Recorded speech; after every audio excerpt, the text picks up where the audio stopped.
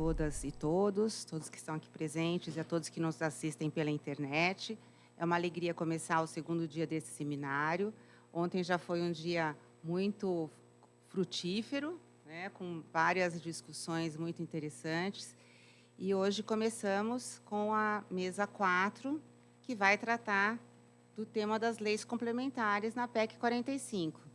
Há 57, né, remissões à lei complementar no texto. Então, assim, nós temos muitos assuntos. Compõe essa mesa o meu querido amigo Mário Oliveira da Costa, que é advogado na área tributária, que é mestre em Direito Econômico, foi conselheiro, diretor e presidente da ASP, passou por tudo já, né? É conselheiro do MDA, membro do IASP, do IBDT, amigo de muitas lutas no direito tributário, que não são poucas, né? Acho que todos nós aqui. E ele vai ser, junto comigo, o relator dessa mesa. Nós temos como palestrantes a Adriana Stamato de Figueiredo, que é advogada, formada pela USP, em Direito e Administração pela GV. Ela é a coautora de diversas obras e publicações, está super enfronhada em todas essas questões da reforma tributária.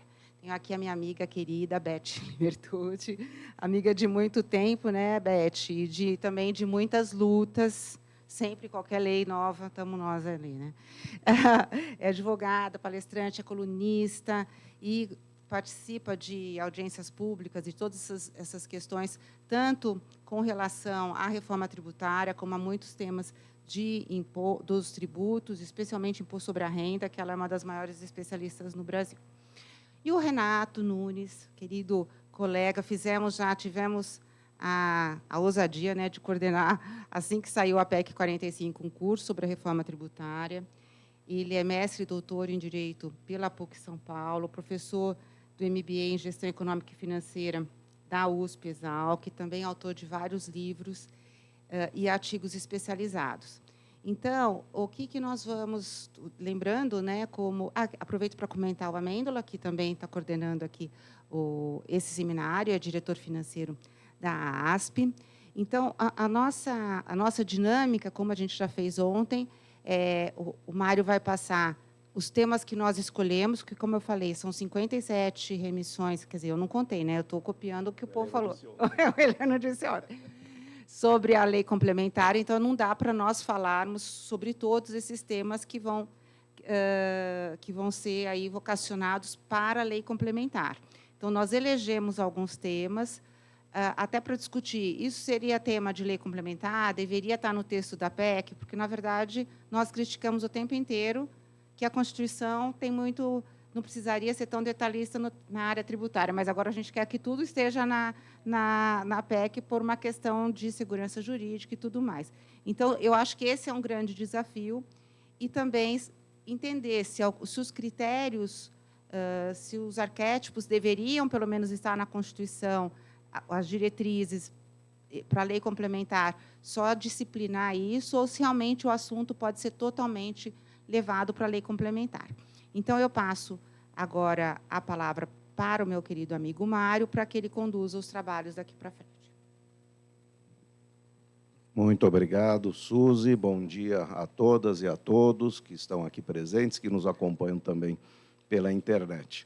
Sempre um prazer enorme estar aqui na nossa casa, e mais ainda num evento conjunto, a ASP e ASP, né, e discutindo mais uma vez sobre a reforma tributária.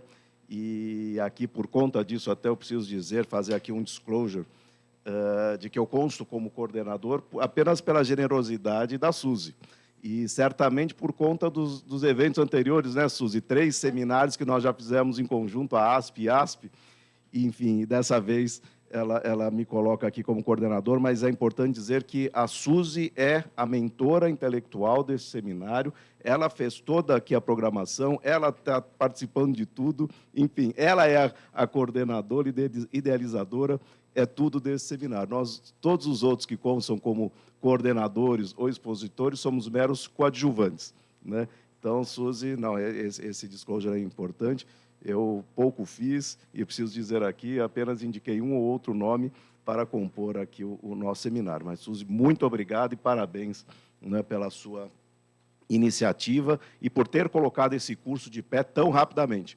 Nós conversamos a respeito no Rio de Janeiro, no evento da BDF, no dia 15 de agosto, o Suzy me procura lá e fala, puxa, não seria legal fazer o evento assim, assado? Eu falei, claro, fala com a Amêndoa, que está lá na diretoria e tal. Dia 30 de agosto estava tudo pronto.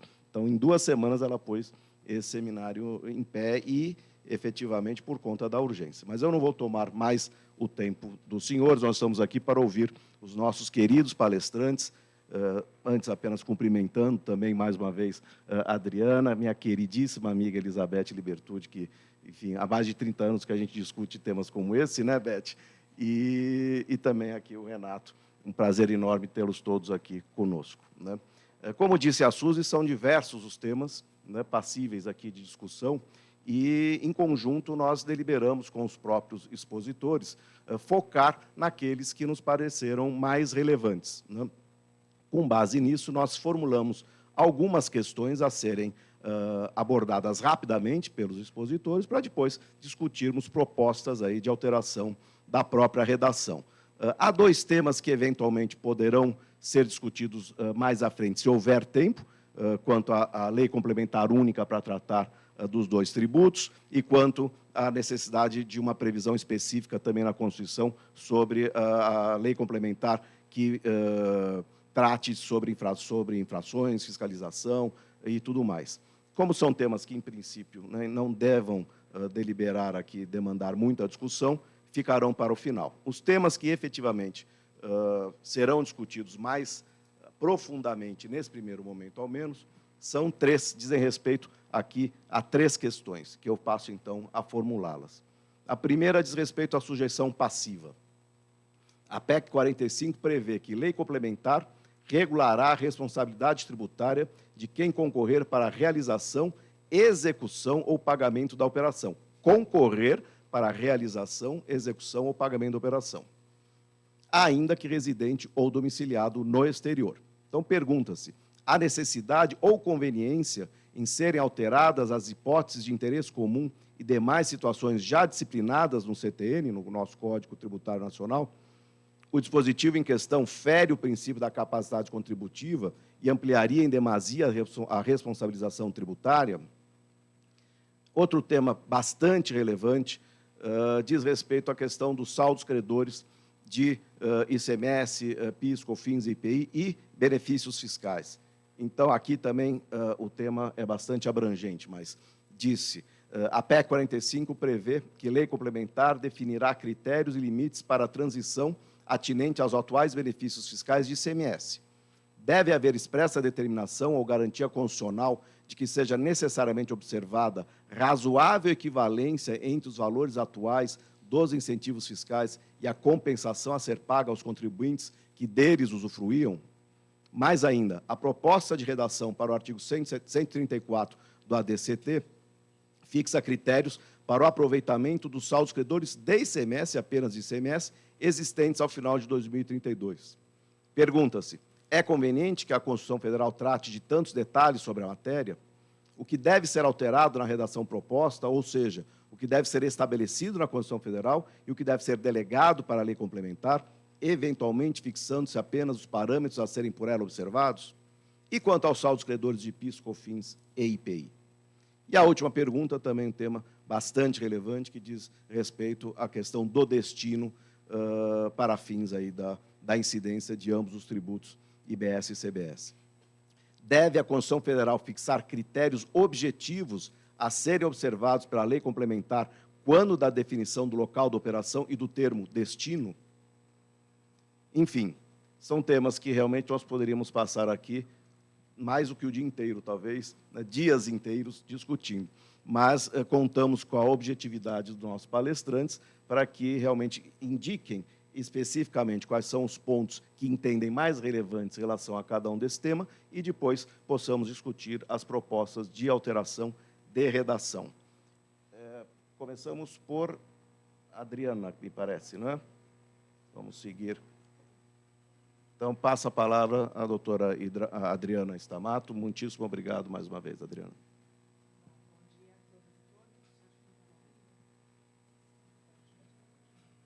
Agora sim, né? Agora sim.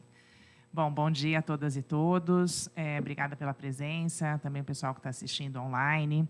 Obrigada também pelo convite, é um prazer e uma honra participar dessa mesa de debates, com temas tão desafiadores, né? Certamente teremos aqui, temos assunto para muito mais do que as 2 horas que a gente tem disponíveis. Eu vou tentar sumarizar aqui, Mário, alguns pensamentos iniciais sobre os temas que você trouxe, tá? A questão da responsabilidade, né? Quando a gente olha que o projeto, o texto, né, que foi aprovado, fala que a lei complementar poderá definir como sujeito passivo a pessoa que concorrer para a realização, execução ou pagamento da operação, ainda que residente ou domiciliada no exterior. Aqui eu acho que a gente já tem alguns, claramente a gente identifica qual que é o objetivo, né? Certamente ampliar um pouco mais o rol dos contribuintes que podem ser considerados responsáveis pelo pagamento dos tributos, alcançando, inclusive, as empresas residentes ou domiciliadas no exterior, e aí, claramente, é uma preocupação para as empresas de economia digital, já que muitas delas não estão estabelecidas no Brasil, operam remotamente. E eu acho que a gente tem que realmente contrastar com o que nós já temos no CTN, as previsões que tem no CTN, que falam sobre... Primeiro ponto, né, o CTN, quando fala de responsabilidade, ele sempre traz a questão de estar vinculado ao fato gerador. Então, acho que a primeira coisa aqui é a gente pensar em que medida que a empresa que realiza a intermediação financeira do pagamento, por exemplo, uma empresa de meio de pagamento, cartão de crédito, em que medida que ela pode ser considerada vinculada ao fato gerador de um tributo, né, tanto o imposto sobre bens e serviços quanto a contribuição, que incide sobre operações com bens e serviços. Tudo bem que o pagamento faz parte, né, da remuneração, mas ele não é o fato gerador de nenhum desses 2 tributos. Então, acho que essa é uma primeira preocupação. Concorrer para a realização e execução também me parece um pouco vago. Então, eu tenho assim, algumas ressalvas em relação ao texto que está sendo proposto. Saldos credores, que você falou, é um outro tema que eu acho que é muito relevante. A gente sabe da dificuldade que as empresas têm em monetizar os saldos credores, né, seja de ICMS, principalmente de ICMS, porque ICMS, sendo um imposto estadual, a gente só consegue recuperar contra o próprio Estado. Os federais, você tem possibilidades um pouco mais amplas. Mas eu acho que o primeiro ponto que a gente só tem a previsão expressa para ICMS, não tem para PIS e COFINS e IPI. E mesmo no ICMS, eles falam saldos credores acumulados, homologados, desculpa. O que também nos traz uma preocupação, primeiro, qual vai ser o critério de homologação, e segundo, a gente sabe que nem todo saldo credor acumulado homologado, né, se você pegar a sistemática que nós temos hoje, né, de homologação de créditos acumulados nos estados, sempre você tem uma perda, né, uma perda relevante em relação ao saldo que eles consideram credor acumulado passível de transferência, de monetização. Então, aqui eu vejo realmente também uma perda, um prejuízo aí para as empresas, e acho que isso deveria ser melhor trabalhado aqui na PEC. Em relação ao princípio do destino, para mim, acho que esse é um dos principais pontos aqui que eu acho que a gente tem que debater. A forma como o princípio do destino está tratado na PEC não traz uma segurança em relação a qual ente que irá receber o imposto. Depois a gente pode até falar sobre vários exemplos aqui que a gente consegue imaginar, e já discutimos brevemente, mas são, diria que praticamente a maior parte das operações a gente pode ter discussão em relação a qual vai ser o critério de destino para determinar a alíquota aplicável. Porque, basicamente, primeiro que a PEC está dando 2 formas, né, de você... 2 formas, não. Ela traz critérios diferenciados para bens e serviços. E tanto para bens quanto para serviços, você tem 2 ou 3 possibilidades. Então, já antevejo aqui várias discussões e mudando a guerra fiscal da origem para o destino, né? Cada estado ou cada município entendendo que o destino daquela operação ocorre no seu território, que o consumo daquele bem ou serviço está ocorrendo no seu território.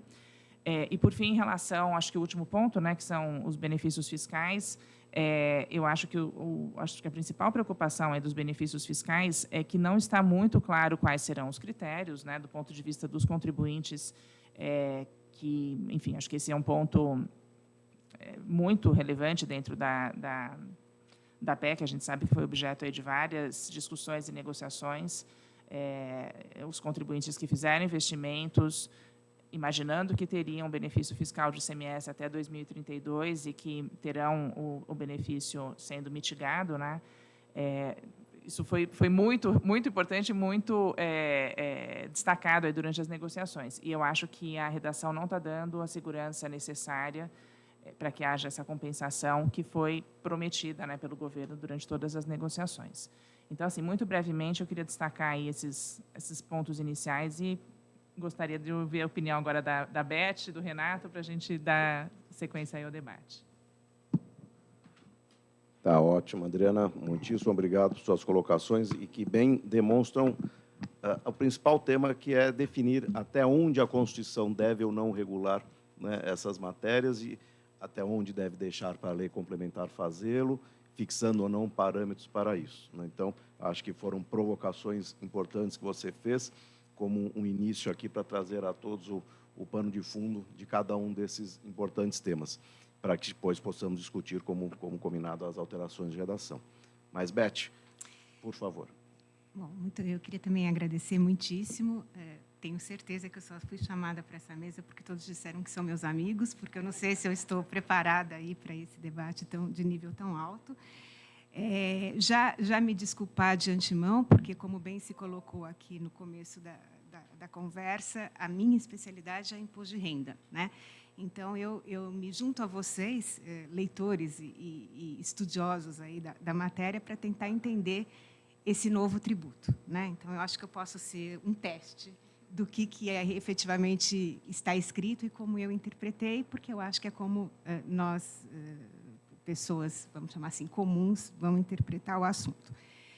Eu não posso deixar de comentar um pano de fundo, porque tudo que eu, de alguma forma, estudo em matéria tributária, eu trago para o mundo prático, né? Porque, por mais que nós queiramos ser extremamente fidedignos ao que está escrito na lei, o fato é que isso tem que ser interpretado e tem que ser interpretado por aquele que não é advogado, ou que não é jurista, ou que não é nada disso. E aí, Suzy, eu queria pedir licença para fazer um rápido comentário a respeito de um evento que eu e a Adriana estivemos a semana passada com o Bernard Api, né? O Bernard Api, realmente, ele é o grande mentor de tudo isso. Eu tenho uma admiração enorme pelo Api. Eu acho que, se não fosse a insistência dele, nós nem estaríamos sentados aqui conversando. Mas me passou a impressão, na fala dessa reunião que nós tivemos, que, na cabeça do Api, que é economista, tudo aquilo que ele não tem solução, ele jogou para a lei complementar, né?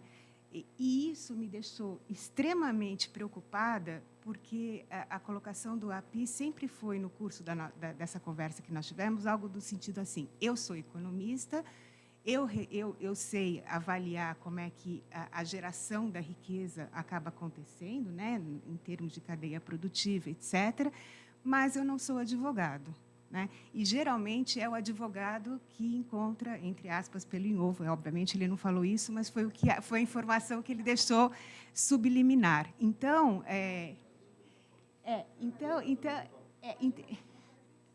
então, eu acho que a nossa mesa aqui é uma mesa muito... vai ter que ser muito trabalhadeira, porque eu acho que foi deslocado para a lei complementar aquilo que não se soube definir em termos efetivos constitucionais. E isso é muito sério, né? Por isso que, de alguma forma, nós vamos ficar, talvez, dando volta e não trazendo a solução que vocês gostariam, ou que nós gostaríamos de estar propondo para o Congresso Nacional.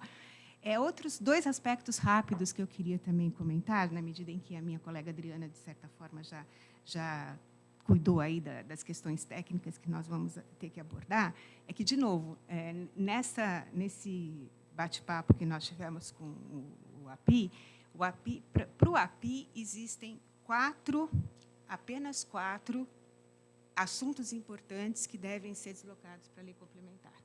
Então, ele diz, precisa de lei complementar. Na verdade, 5, né? Precisa de lei complementar, porque o IBS e o CBS precisam ter a mesma roupagem. O que acontece para um, definitivamente, tem que acontecer para o outro. Esse é o esqueleto da proposta. Se nós quebrarmos isso na origem, nós não vamos ter 2 tributos eficientes, primeira colocação que ele faz, e é uma colocação muito importante, porque o que ele está dizendo é o seguinte: o que tiver federalizado vai ter que, de alguma forma, ser refletido em termos estaduais e municipais. Então, aí a nossa criatividade, em termos de interpretadores da lei, vai ter que ser bastante cuidadosa nesse sentido. Ele acha também que precisa de lei complementar para definir Conselho Federativo, para definir Fundo de Desenvolvimento Regional, créditos acumulados e imposto seletivo. Isso, para mim, me deixa claríssimo o que eu falei no início. Ou seja, aquilo que não se sabe direito, que, entre aspas, do que a gente está falando, se jogou para a lei complementar. E aí, o meu ponto mais assim, crucial de tudo isso é o que vale mais a pena, né? Nós entendermos esse tributo de uma forma como hoje se entende o imposto de renda, por exemplo, que ele não tem quase nenhum tipo de vinculação em termos constitucionais, porque o que se tributa é a renda e todo mundo sabe o que é renda, ou se nós vamos ter que descer em detalhes e, nesses detalhes, talvez recebamos a pecha de que estamos complicando algo que era para ser muito simples. Essa é a minha preocupação principal a respeito do assunto. Então, assim, para fechar e para a gente poder, de alguma forma, dar continuidade, Renato, e para te ouvir também, eu consigo ler esse tributo, e é isso que eu vou, de alguma forma, estar discutindo aqui na mesa, não como um tributo substitutivo do ICMS, do ISS ou do IPI. Eu acho que a gente está diante de um novo evento econômico, que é um evento que nós nunca tivemos no nosso sistema tributário. E aí, talvez, o que tenha acontecido é que o tributo ele recebeu um nome que, para mim, foi infeliz, né? Ele se chama Imposto ou Contribuição sobre Bens e Serviços, né? Quando, na verdade, na minha modesta avaliação, ele deveria se chamar Imposto sobre Consumo, né? Porque, na medida em que nós deslocássemos isso para o consumo propriamente dito, acho que fica mais fácil ou menos complicado trabalhar o conceito de destino, trabalhar o conceito da responsabilidade e por aí a gente vai, né? Mas eu não quero mais tomar o tempo, vamos ouvir o Renato. Muito obrigado, Beth. Importantíssimas colocações também como alertas, né? E o termo, a meu ver, você tem toda a razão. Ontem, inclusive, Peroba aqui dizia, né, que as palavras têm poder, né, como se diz. E é fato, né? Quer dizer, se a gente começa qualificando, denominando um tributo com um termo que não condiz exatamente com a sua realidade, quer dizer, já começa a complicar por ali mesmo, né? Mas, enfim, vamos lá, então. Muito obrigado, Beth. Renato, por favor, para as suas considerações iniciais. Bom dia, pessoal. Muito obrigado pelo convite, Suzy, Mário. Meus parabéns aí à ASP e ao IASP pela organização do evento. Gostaria de cumprimentar agora em público, né, a doutora Adriana, a doutora Elizabeth, foram cirúrgicas nas intervenções, e é interessante que a gente vem discutindo já desde ontem ou anteontem, né, aqui um pouquinho no café também, e eu acho que daí agora nos debates a coisa vai se acalorando, né, e quanto mais a gente discute, a gente vê que mais dúvidas surgem, né. O que era para ser simples, a gente vai vendo que não é tão simples aparentemente. Então, eu me junto àqueles que dizem que quem é contra ou quem critica o projeto, principalmente os tributaristas, tem receio de que a demanda de trabalho vai ser reduzida, etc. E pelo texto e pelas discussões que nós vimos mantendo, me parece justamente o contrário, né? O professor Fernando Scaff, na sua coluna do Conjura, ele vem ressaltando muito isso, né? E, de fato, para quem milita também na área de direito financeiro, aqui o projeto ele abre margem a diversas discussões. Eu achei muito cirúrgica, professora Elizabeth, a sua colocação no que diz respeito à aplicação prática, né? Ao longo da minha vida profissional, eu fui mudando muito a abordagem, né, dos temas que a gente vai analisando, não só no dia a dia profissional, mas também na academia. E é curioso que, eu acho que nós não estamos sozinhos, né? A professora Regina Helena Costa, ministra do STJ, também o livro dela de livre docência, se não me engano, a tese de livre docência é o princípio da praticabilidade, né? O que indica bem essa questão. Então, eu acho que em que medida essa preocupação com a prática ela afeta a redação do projeto? Nós sabemos que, idealmente, é que a Constituição ela seja enxuta, né, em matéria de regulação e que a interpretação, definição de conceitos fique encarregada para a doutrina e para a legislação infraconstitucional ela acertar detalhes ali para evitar conflitos de competência, dar maior segurança jurídica. Não é essa experiência que nós temos no Brasil. O professor Marco Aurélio Greco ele sublinhou ontem, quem tem a esperança que vai diminuir o litígio já está na cultura brasileira, nessa questão do litígio, e não é só na esfera tributária, né? Basta a gente ver na esfera do consumidor e outras especialidades aí do direito. Então, eu acho que isso permeia todo aqui o debate, né? Mas, já com base nessas colocações iniciais, eu avançaria aqui falando sobre a questão da sujeição passiva. Esse é um tema que, por exemplo, esse dispositivo que prevê a possibilidade de indicar como sujeito passivo a pessoa que concorrer para a realização, execução ou pagamento da operação, ainda que residente ou domiciliada no exterior. Eu tenho sérias dúvidas se há necessidade de se indicar uma disposição como essa no texto constitucional. Nós temos uma regulação, eu diria até hoje, bastante sofisticada no Código Tributário Nacional, uma ampla produção doutrinária e jurisprudencial sobre esse tema. Então, me pergunto, será que a gente precisa ter isso? Nós temos balizas, hoje, eu diria, bastante claras, tanto no âmbito da jurisprudência quanto da doutrina, e por que não também do Código Tributário Nacional, a respeito dos limites para determinação da sujeição passiva, né? Então, o que eu vejo aqui, como bem pontuou a Adriana, será que o artigo 128 já não poderia ser, do CTN já não poderia ser um norte para isso, eventualmente se efetuar algum aperfeiçoamento nessa legislação? Porque aqui, fundamentalmente, a gente vai cair na mesma discussão, né, de sempre. Bom, essa pessoa que vai ser indicada como responsável, o sujeito passivo ao lado do contribuinte, ela tem condições de cumprir a obrigação? Existe relação de poder entre ela e o contribuinte, ou em relação à operação que permita a essa pessoa eleita se promover o cálculo, a apuração do tributo, se efetuar o recolhimento, que permita ela obter recursos e não onerar o seu próprio bolso, como bem disse há anos o professor Luciano Amaro, num evento, né, a respeito de sujeição passiva, para poder cumprir a obrigação tributária. Então, isso tudo me parece uma matéria que não deva ser tratada no âmbito constitucional. A gente vai gerar... aqui é o contrário, né? Parece até um paradoxo. Vai gerar mais insegurança, dar mais margem para litígios sobre esse tema. Então, me pareceu infeliz. Eu entendo a preocupação aqui claramente, pelo menos no dia de hoje, né? Querem incluir os meios de pagamento, administradoras de cartão de crédito, para poder ajudar no cumprimento da obrigação, os marketplaces, mas me parece que essa é uma matéria que a gente possa tratar num outro âmbito. E já seguindo aqui, na questão do saldo credor, aí, de novo, bom, o ideal é que essa matéria fosse tratada de forma principiológica, de forma geral na Constituição.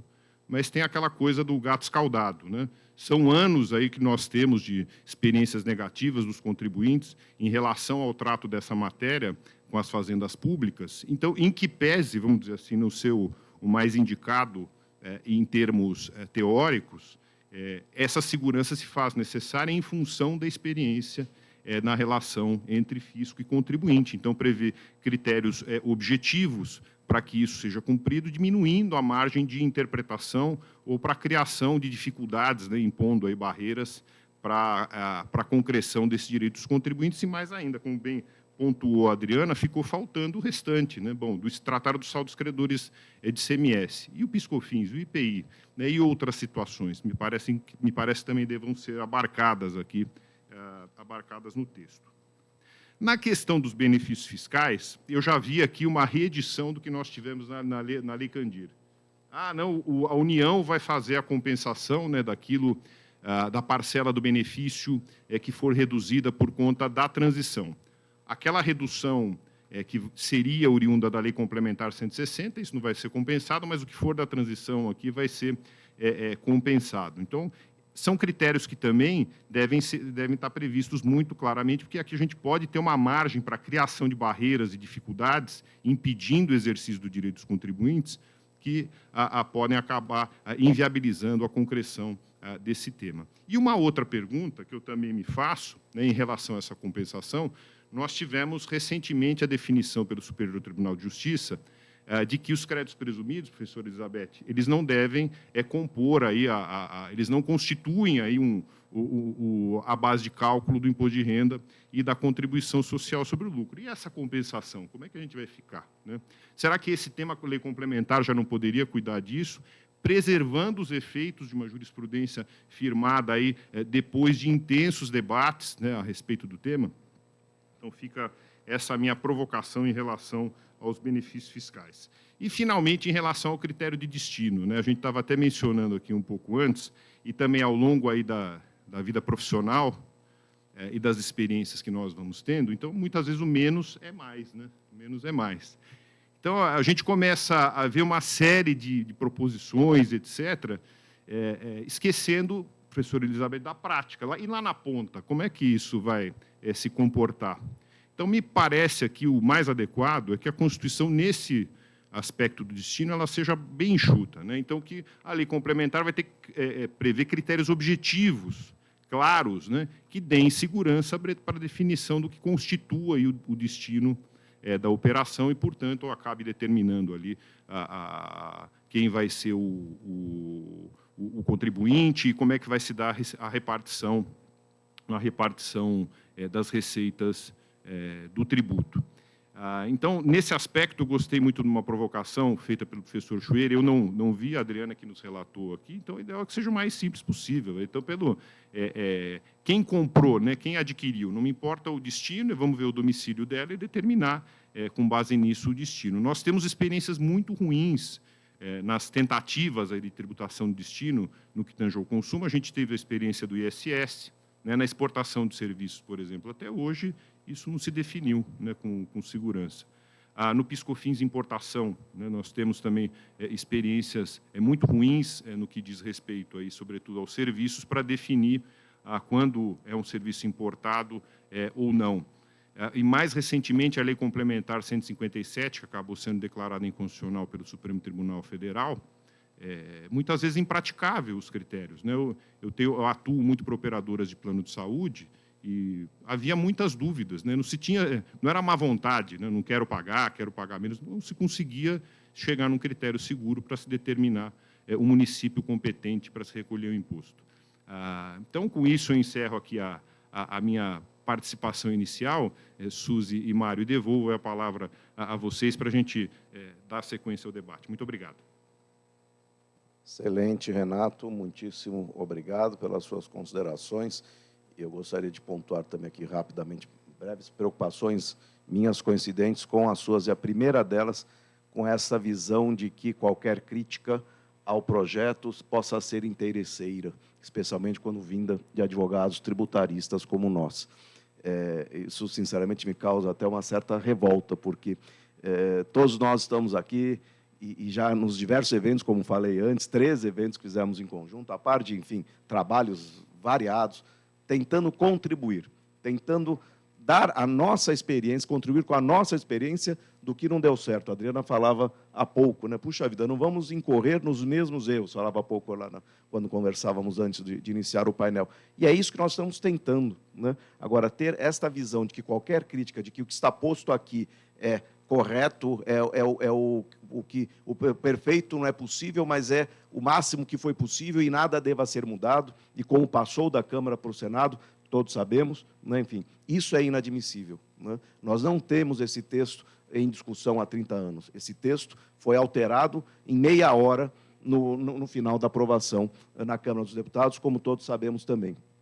E outra preocupação maior ainda que me ocorre como será o tratamento disso lá na frente, quando tivermos, como teremos, sim, litígio sobre o tema, não porque nós, tributaristas, queremos, mas porque, efetivamente, não só faz parte da história do Brasil, em termos tributários, como disse Marco Aurélio, e aqui repetiu o Renato, mas porque, realmente, nós, infelizmente, temos aqui ainda, num texto que se pretende simplificar o sistema tributário, todos nós sabemos, aqui hoje, o nosso painel é uma pequena parte, mas todos nós sabemos da complexidade desse novo sistema que se impõe.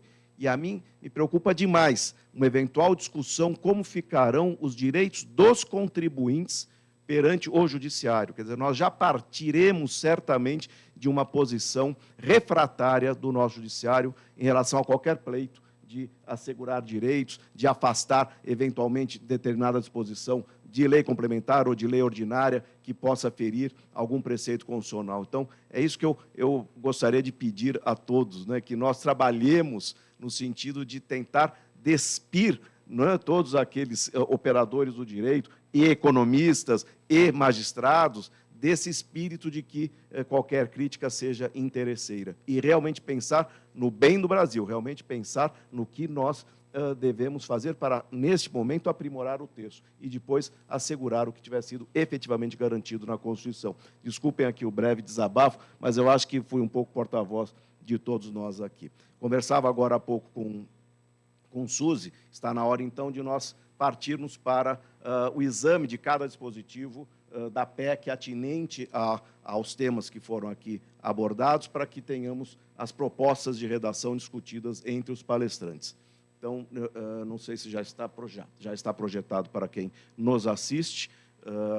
O primeiro tema colocado aqui é o da sujeição passiva.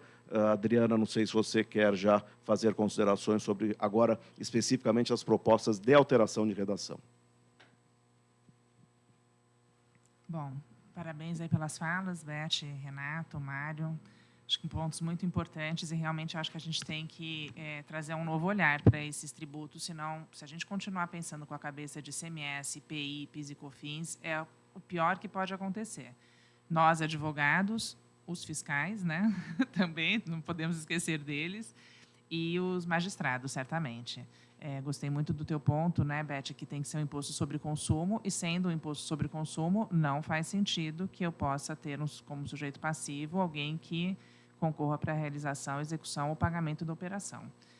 Eu acho que esse parágrafo 3º deveria ser suprimido do 156. Eu acho que a lei complementar não tem que trazer novas regras, a gente já tem um ordenamento, como o Renato comentou, bastante desenvolvido a respeito de questão de responsabilidade, e eu acho que ele já é suficiente para cuidar das situações, ainda que sejam novos tributos.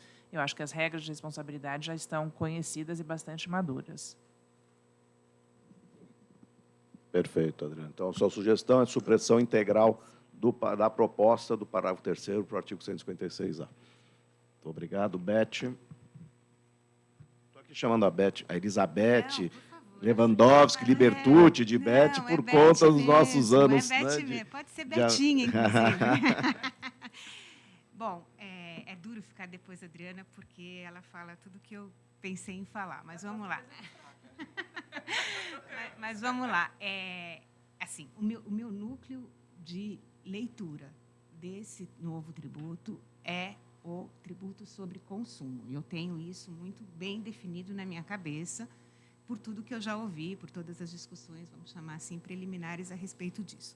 Bom, se ele é um tributo sobre consumo, né, ele deliberadamente ele não tem um fato gerador nem próximo do ICMS, do IPI e do ISS. Por quê? Porque esses outros 3 tributos, eles estão centrados em quem faz a operação, vamos chamar assim. E o IBS e o CBS, pelo menos na minha concepção, ele não está pautado em quem faz, ele está pautado em quem recebe, né? Isso faz muita diferença.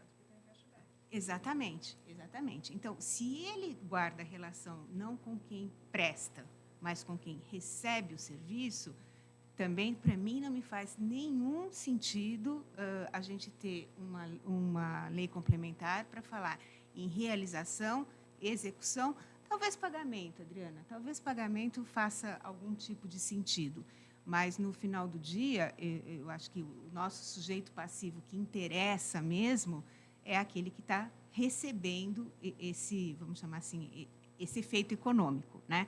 E, por conta disso, eu sou suspeita para falar, porque o Schwerer é meu grande mentor, mas me parece que ele, Renato, ele foi na ferida mesmo, porque se quem recebe é quem tem que ser prestigiado com relação a esse novo tributo, nós não podemos inventar muito, né? Então, nós vamos ter que estar pautados no CPF ou no CNPJ de quem está recebendo esse produto ou esse serviço. Me parece que faz mais sentido do que ficar ampliando tanto assim a cadeia de responsabilidade, que, no final do dia, é o que o parágrafo 3º acaba causando. Então, eu tenho dúvida se a gente deveria suprimir integralmente, mas, com certeza, não são esses 3 núcleos que deveriam ser tratados nesse dispositivo, ou seja, quem realiza, quem executa ou quem faz o pagamento. Nós já temos aí uma ligação direta por conta do CTN. Então, não são essas, vamos chamar assim, essas definições que deveriam estar presentes no 156A. Ok, Beth, muito obrigado. E aqui, só lembrando também que, enfim, nós temos 2 problemas principais aqui. A remissão, a utilização do termo concorrer, que se pretende introduzir no texto constitucional para já dar esta abertura a que a lei complementar, então, diga quais são os critérios, mas, então, qualquer um que concorra de qualquer forma, né, com a operação, seja como intermediário, de uma operação até financeira, muitas vezes, enfim, a lei complementar poderá dispor, e amanhã alguém dirá, não, mas foi a Constituição que assegurou o concurso, que qualquer um que concorra possa ser onerado. E também a previsão, essa de, ainda que residente ou domiciliada no exterior, também dando aqui uma abertura para que possa a lei complementar dispor a respeito, supostamente independentemente de tratados bilaterais, né? Ontem mesmo Melina dizia aqui que ela reconhece que, de fato, isso aqui, na verdade, seria ineficaz na ausência, ou voluntário, né, de adesão voluntária na ausência de tratados. Então, fico eu pensando, por que colocar na Constituição, né, esta previsão, independentemente do que possa a lei complementar dispor, sim, a respeito, né? Mas, enfim, hoje a ideia aqui é discutir se deva ser sugerida a mera extinção aqui, exclusão desse parágrafo 3º ou alteração na redação, e se alteração, em que sentido? Mas, por favor, Renato. Só dar uma sugestão, a gente poderia fazer até as 2 coisas. Me parece assim, a Adriana é pela supressão, a Beth está ainda pensando, e vamos ouvir o Renato, mas a gente poderia fazer as 2 propostas. Se não for para suprimir, né, a sugestão, né, o que deveria, vamos tirar só a realização e execução, deixa pagamento, vamos deixar que residente domiciliado no exterior só para ter uma força, que foi ontem um pouco o que a Melina falou, olha, para forçar especialmente as empresas. Os de meio pagamento eu acho mais complicado. Eu acho que a questão maior são os marketplaces, né? Se você me permite, Suzy, o que eu acho importante é que me parece que esse parágrafo está viciado, porque, veja, realização, execução e pagamento são atos muito próximos ao que a gente tinha no ICMS, no ISS e no IPI. Quer dizer, veja que quem redige também entra no ato falho. E é nesse sentido que eu gostaria de, no mínimo, substituir, porque a gente está agora diante de uma outra situação, né, onde quem realiza, quem executa e quem paga não necessariamente é quem absorve isso. E aqui a ideia de consumo, ou seja, de absorção, é só nesse aspecto. Excelente, começamos a esquentar aqui os debates, muito bom. Vamos lá, Renato. Muito bom. É bom, esse tema é super rico, né, o de sujeição passiva, ele não sai de moda, né, impressionante. Eu acho que, primeiro, seja em termos de técnica legislativa e também em termos de segurança jurídica, eu estou aqui junto com a opinião com a professora Adriana, no sentido de que deveria ser suprimido, né? Sobre sujeição passiva, a gente já tem o artigo 146 da Constituição, quando determina lá aqui normas gerais de direito tributário atinentes à obrigação tributária, inclusive, que comporta a figura da sujeição passiva, tem que ser tratadas em lei complementar. Me parece que esse é o foro adequado para se fazer isso. A gente sempre ouve, bom, como é que vamos então, no caso do ISS, de importação de serviços, há uma dificuldade muito grande, né, de se realizar a fiscalização e cobrança do imposto. Então, a gente tem os diversos serviços de SaaS ou de streaming que a gente contrata diretamente, né, com operadores localizados no exterior, e a atividade passa à margem da tributação, porque não tem como efetivar aí, o recolhimento. Então, eu estou vendo o pessoal já com a cabecinha, não, precisamos começar, inclusive, para por exemplo, as administradoras. Os marketplaces também são uma preocupação e algumas legislações estaduais já regulam isso. Analisando o tema em algumas aulas que eu dei a respeito, eu sempre volto para as lições do professor Marçal Justen Filho, naquele livrinho do Sujeição Passiva Tributária, que não fica antigo, é impressionante, é um clássico. Ele falou, eu não tenho como sair muito disso, o CTN, nesse sentido, ele é muito preciso. Precisa haver uma relação da pessoa, entre a pessoa que se pretende eleger como responsável e o fato gerador da obrigação. Precisa haver uma relação de poder entre essa pessoa e o contribuinte. E ele precisa ter acesso a recursos desse contribuinte para não onerar o próprio bolso, aqui parafraseando novamente o professor Luciano da Silva Amaro. E me parece que a gente definitivamente não precisa ter isso regulado na Constituição, seja por técnica legislativa, seja porque vai trazer mais insegurança, como bem sublinharam as professoras Adriana e Elizabeth aqui anteriormente. Então, eu acompanho, professora Adriana, aqui a sua proposta de completa supressão. O artigo 146, na redação atual, ele já dá conta disso.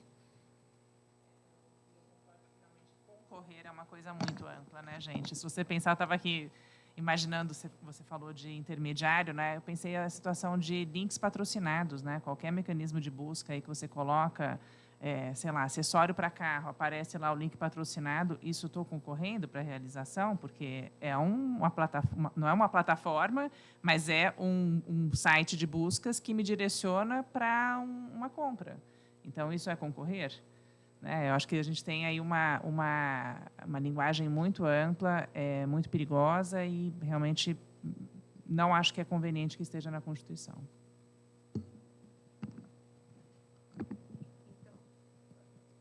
Só para eu poder aqui escrever. Então, aqui há uma unanimidade pela supressão do parágrafo 3º, para que isso seja tratado totalmente na lei complementar, já considerando o artigo 146 da Constituição, O 128 do CTN. E o 128 do CTN, que já daria total possibilidade disso. É isso?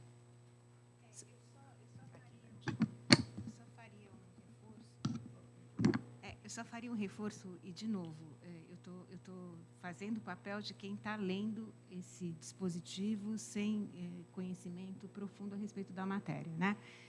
Eu acho importante um trabalho pedagógico para demonstrar que nós estamos diante de um novo tributo.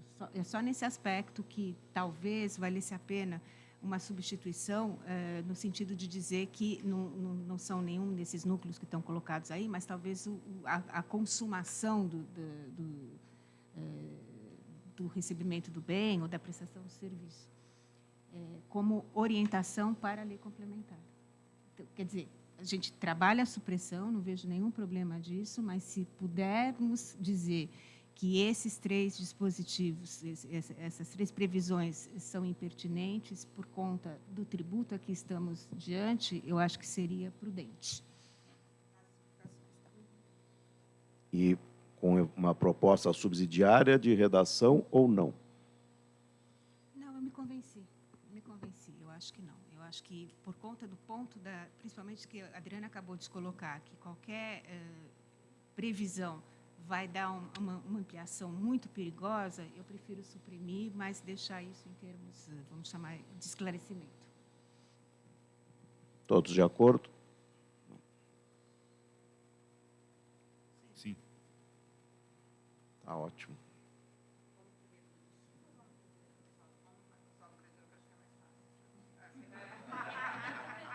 O destino a gente não vai sair. Então. Menos difícil. Beth, você quer falar sobre o saldo credor?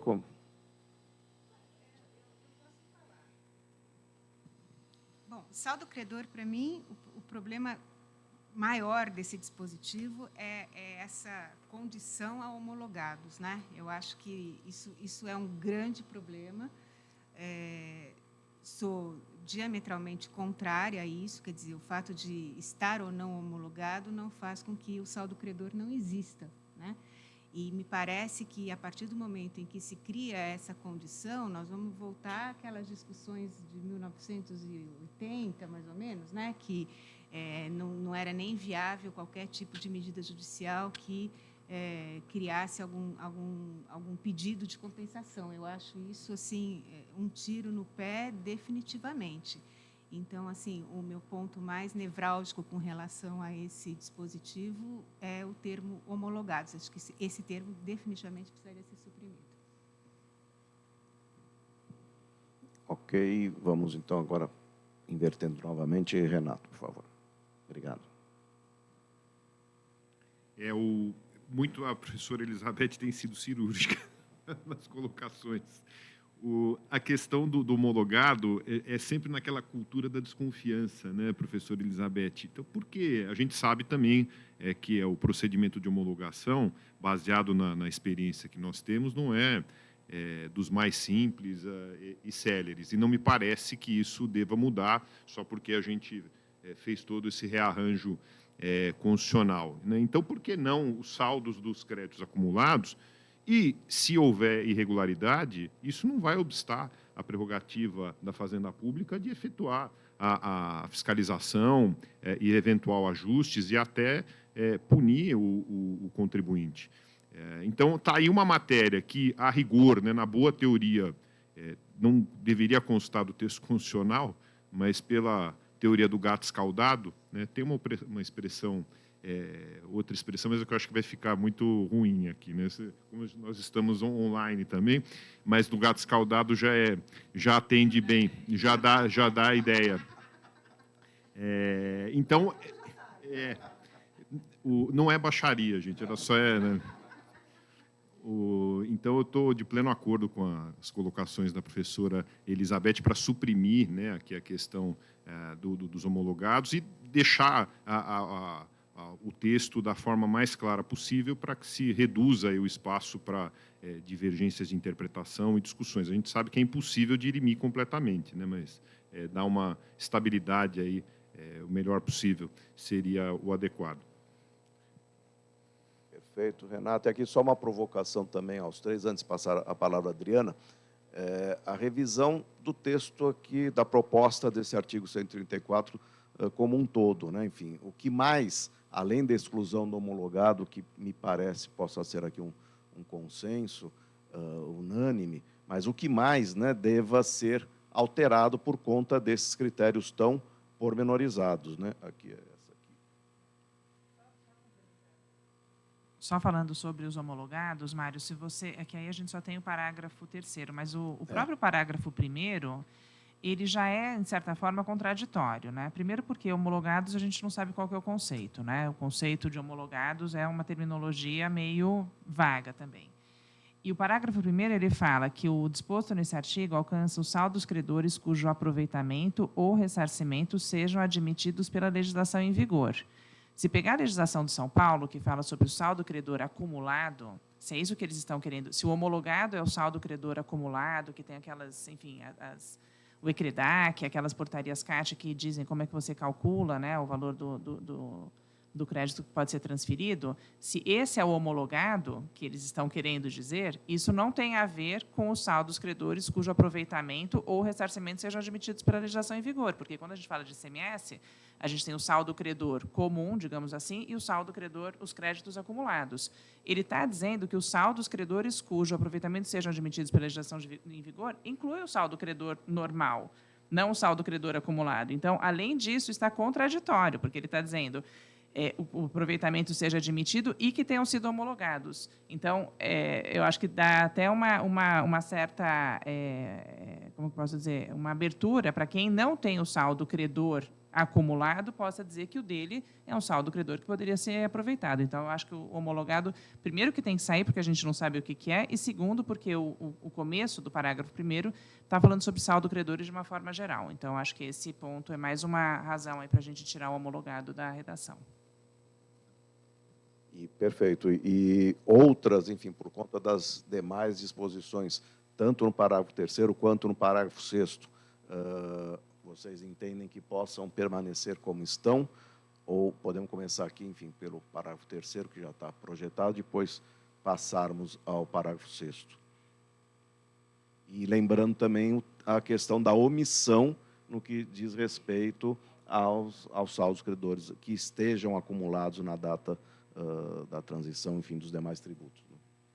Exato, esse ponto é muito importante, né? Em relação aos demais tributos também haver inclusão disso. Bom, já eu acabei invertendo aqui, mas só também eu anotei aqui a colocação. Esse prazo de 240 parcelas mensais também me parece indecente, né?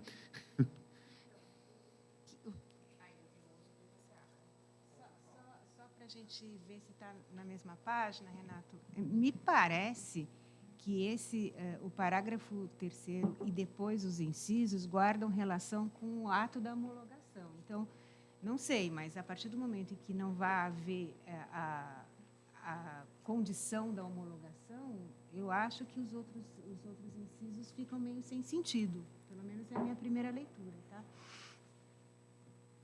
Ou, eventualmente, já, enfim, tirar isso da Constituição para que lei complementar disponha a respeito, sem necessariamente limitar com tantos detalhes e tantas restrições como se propõe aqui nesse parágrafo 3º.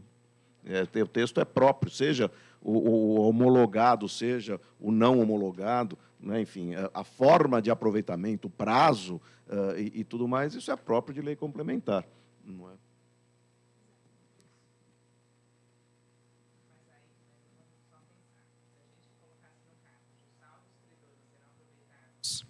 Os saldos credores serão aproveitados pelos contribuintes conforme determinado em lei complementar. Podemos ter restrições na lei complementar ao aproveitamento desses saldos credores.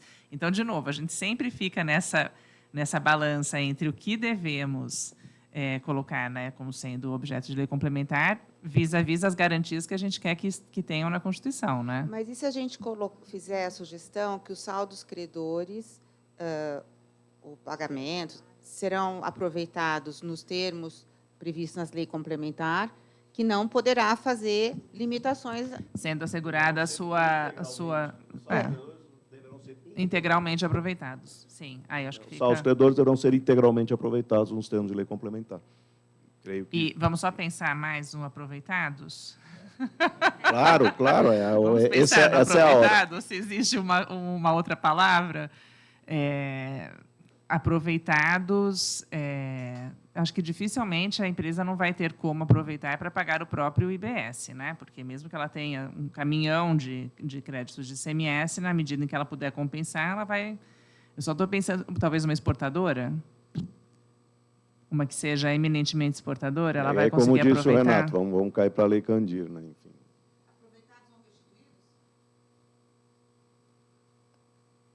Olha, eu gosto da palavra monetizado, se vocês assim quiserem, né? Mas eu acho que não é um termo que é muito, talvez muito técnico, mas o monetizados eu vou conseguir transformar isso em dinheiro de alguma forma. Ou eu vou transferir para terceiro, ou eu vou usar para pagar o meu próprio IBS, ou eu vou conseguir restituição. Mas eu acho que aproveitados, tirando a questão de quem for exportador...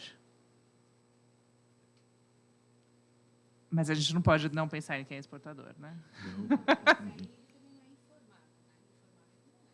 Como informado, Beth? Não, aí cai tudo. Aí fica só o artigo 134, só o caput.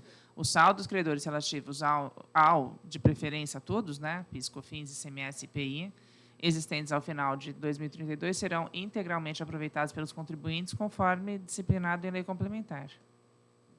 Integralmente aproveitados ou recuperados. Não sei. Sim. indo aí tentando Sim. compor aí com a sua preocupação do aproveitado, né? Tá. Que também sempre com aquela preocupação da gente ficar especificando demais um texto É. constitucional, mas enfim.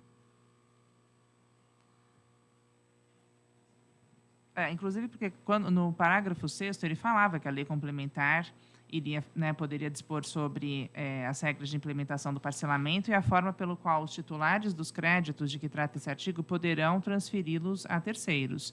Então, assim, da forma como estava originalmente o 134, ele já previa uma possibilidade de transferência.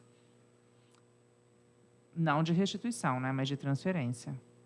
Então, aí é que, em princípio, a mim parece que isso tudo acaba sendo abarcado pelo termo aproveitado, né? Porque, claro, um lato sensu de dizer, olha, isso aqui, se eu recupero, se eu transfiro, se eu monetizo, eu estou aproveitando Sim. aquele meu saldo. Se eu compenso, né? Se eu compenso, eu estou, de alguma forma, recuperando aquilo e me aproveitando daquilo. Sim. Os saldos credores dos tributos que serão substituídos pelo IBS e pelo CBS deverão ser integralmente aproveitados, sem restrições, por meio de procedimento disposto em lei complementar. Mas espera aí. Por que estamos falando de substituídos? Em algum lugar a Constituição fala que eles estão sendo substituídos? Tá. Ou talvez, usando a mesma técnica, remeter também aos 155.2, aos respectivos incisos. Exato. Né? A gente sabe quais são, né? Mas não vamos deixar dúvida. Os saldos credores dos tributos previstos nos artigos tais deverão ser integralmente aproveitados, sem restrições, por meio de procedimento disposto em lei complementar. Sim. Sem restrições, ótimo, Suzy. Excelente. Devemos falar sobre correção desses saldos credores ou não? Tá. Integralmente já pressupõe, né? Penso eu.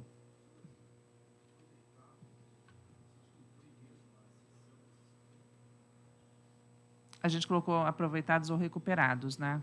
Não, mas o Tadeu está colocando a seção, você está falando? Transferidos, né?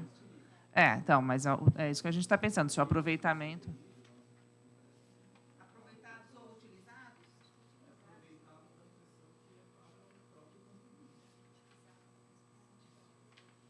Utilizado também pode ser.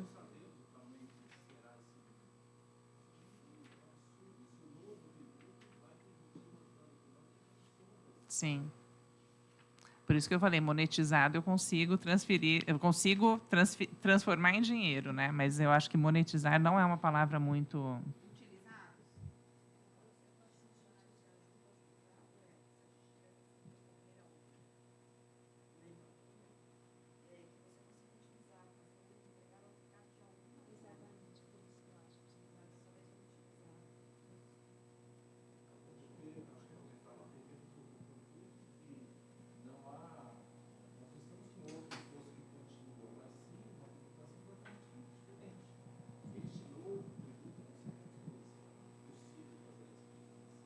Eu acho, Adelmo, que nessa sua ideia, numa justificativa, a gente coloca que nós estamos sugerindo o termo utilizados, mas com a ideia de cessão, transferência, monetização, tal.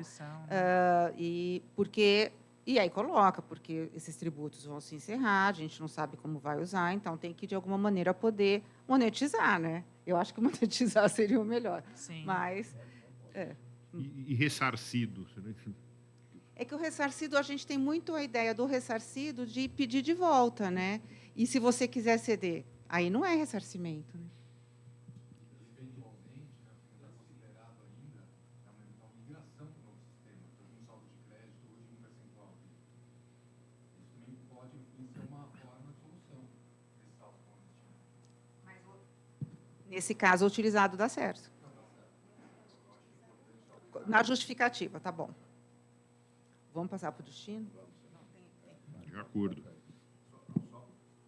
Por consequência, só o parágrafo 6º também do 134, como remete ao parcelamento que já está Eu acho que excluído. todos, Mário, porque O parágrafo primeiro fala sobre homologação. O parágrafo segundo fala sobre os créditos reconhecidos após o prazo. O terceiro também fala o saldo dos créditos homologados. O parágrafo quarto fala que o Conselho Federativo deduzirá do produto da arrecadação do imposto o valor compensado, o qual não comparar a base de cálculo, blá, blá, blá. Então, acho que também pode tirar. O parágrafo 5º é sobre a atualização pelo IPCA e o 6º são outras atribuições aí dadas para a lei complementar. Proposta de exclusão de todos, então. Sim. Perfeito. Agora vamos passar benefícios do ICMS, e aí a gente vai para o destino. Então, nessa questão dos benefícios, o parágrafo 6º do artigo 12 fala que a lei complementar estabelecerá critérios e limites para apuração do nível de benefício de sua redução, procedimentos de análise pela União dos requisitos para habilitação do requerente à compensação de que trata o parágrafo 2º. Epa, fiz bobagem. Não, é isso aqui. Então, nessa questão do benefício,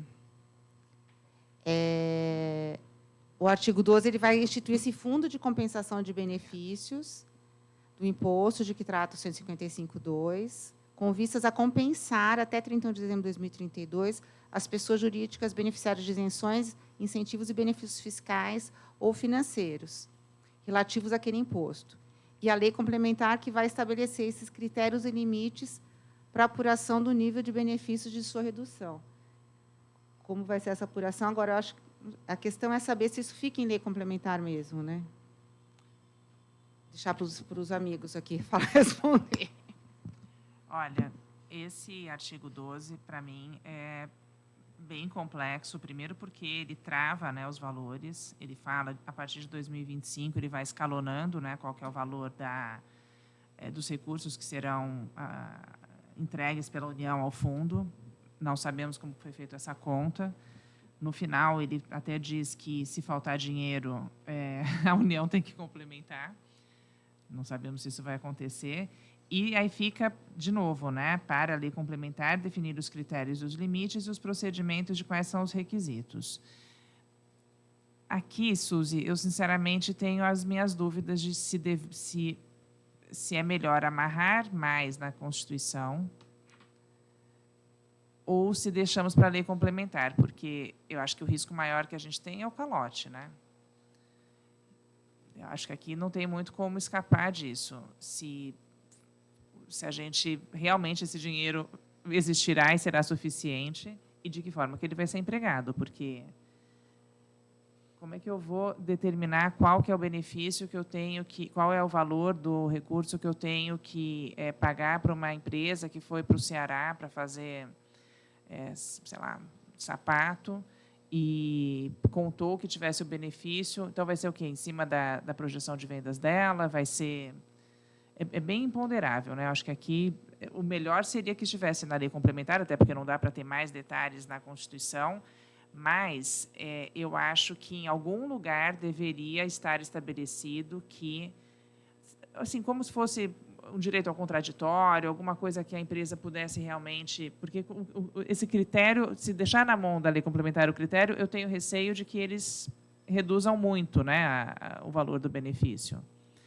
Então, não sei, acho que aqui vamos ouvir aí a Beth e o Renato. De novo, só como provocação também, remetendo ao que acabamos de falar aqui do aproveitamento integral, talvez fosse possível prever, sem tantos detalhes, inclusive, enfim, está até sublinhado lá, concedidos por prazo certo e sob condição, quer dizer, isso tudo na Constituição Federal, a meu ver, não parece razoável, queria ouvi-los, mas o que talvez pudesse ser feito em termos constitucionais é simplesmente determinar que a lei complementar assegurará a recuperação, a compensação desses benefícios fiscais, observada uma razoável equivalência entre os valores atuais dos incentivos e a compensação a ser paga. Algo nessa linha, como está posto na pergunta. Então, a ideia seria, a pergunta aos nossos palestrantes é essa, né? Enfim, fica do jeito que está, substitui por uma previsão mais genérica ou nem isso?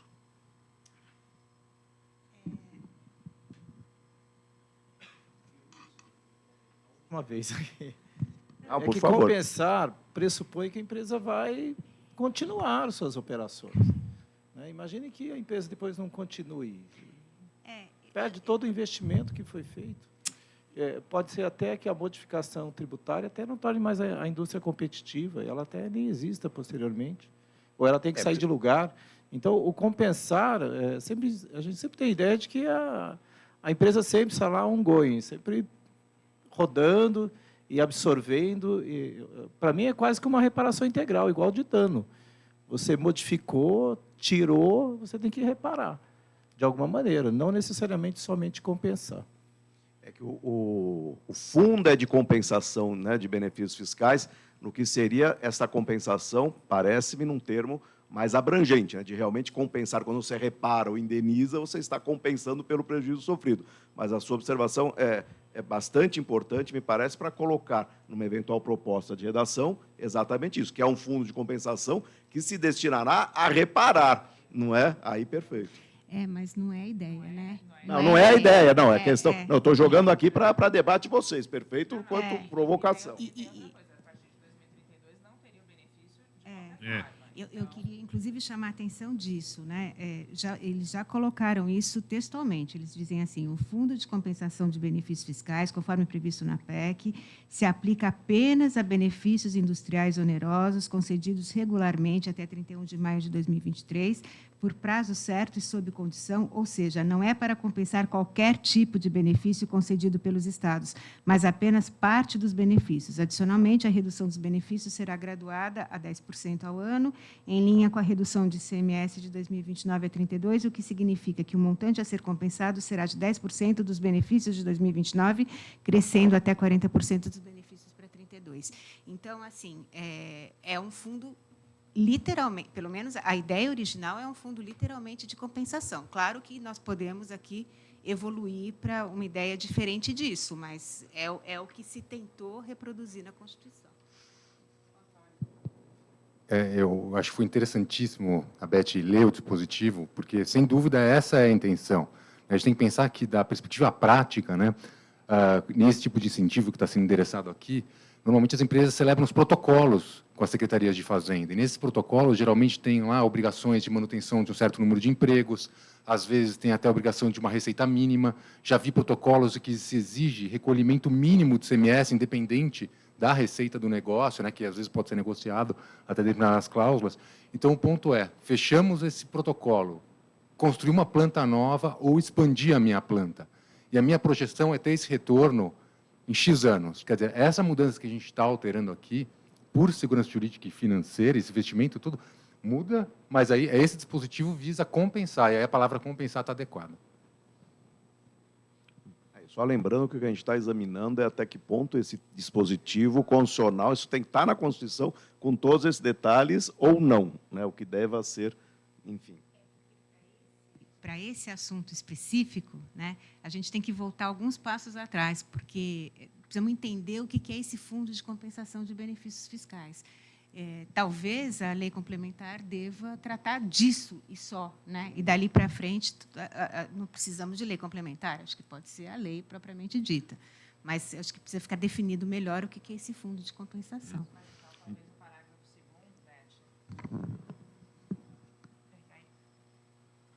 Aí talvez o parágrafo 2º já resolva isso, porque o parágrafo 2º é o que fala, os recursos serão utilizados para compensar a redução do nível de benefícios onerosos. Mas, assim, isso já delimita qual é o tamanho da compensação. A compensação é, olha, você teria um benefício de ICMS, você estava contando com ele até 2032, como haverá substituição, quer dizer, parcial, gradual, extinção do ICMS, e substituição pela CBS e pelo IBS, você faz essa conta. Eu não sei como vai ser feita essa conta, gente, porque eles colocam o valor de 2025 até 2032, não fala quando é que vai ser pago, né? Tipo... Então, por isso que eu sugeriria, acho que vou pegando aqui o gancho do Mário, que a lei complementar estabelecerá critérios e limites para apuração do nível de benefícios e de sua redução. E, em algum momento, eu daria o procedimento de análise pela União dos requisitos para habilitação do requerente à compensação, com direito ao contraditório, porque como é que a empresa vai poder questionar esse valor? Não é? Porque ele chega e fala assim, para compensação, você investiu 5 milhões, mas, sorry, vou te devolver 10 mil reais. E aí? Mas, Então, eu acho que não é devolver o valor do investimento. Sim, Da forma sim. como está aqui, pode ser que seja o seguinte, olha, em 2029, você faturou 50 milhões. Você teria um benefício de ICMS que equivaleria a 4 milhões deste faturamento de 50. Então, talvez em cima de uma coisa concreta. Não, sim, mas por isso que eu acho que precisa do contraditório, porque como é que ele vai apurar? Como é que vai ser feito isso? Vai ter que Até ter um procedimento. no curso, imagina, Suzy, que nós coordenamos, eu fiquei com quem coordena sempre, você estava se queixando, nossa, eu peguei uma aula que era uma super complexa. Quem coordena acaba ficando ali, encaixa os outros, né, e fica com as aulas que acabam sobrando. Eu fiquei com a aula prática, né?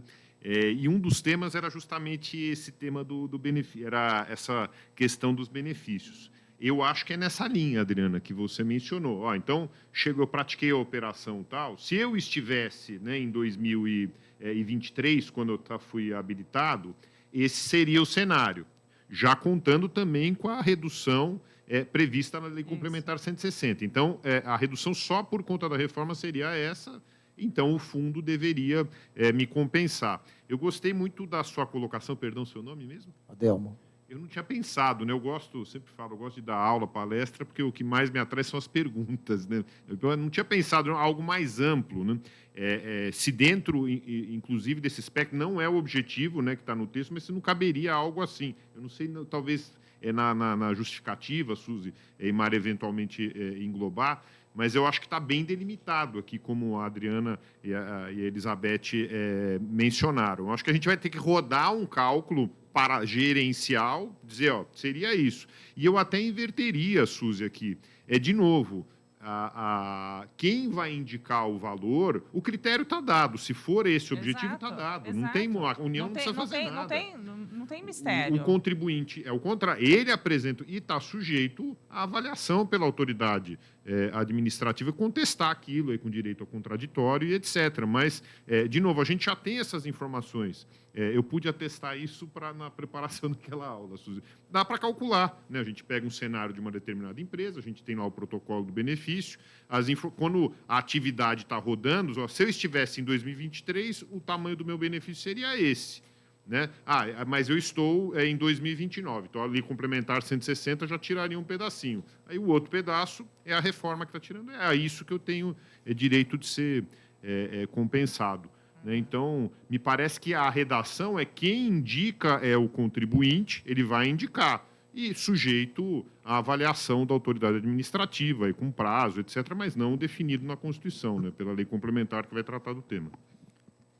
Só uma parte, Suzy. Talvez compensação integral também fosse importante, a palavra integral, para que a lei complementar, a gente não tem um cap lá na frente, dizendo que vai ser diferente, não é integral, é uma parte, ou nesses cálculos de benefícios, às vezes tem projeções, investimentos, então, compensação integral vai virar um contencioso gigantesco, mas você vai estabelecer a compensação integral, porque que terá esperteza para reduzir esse número, não.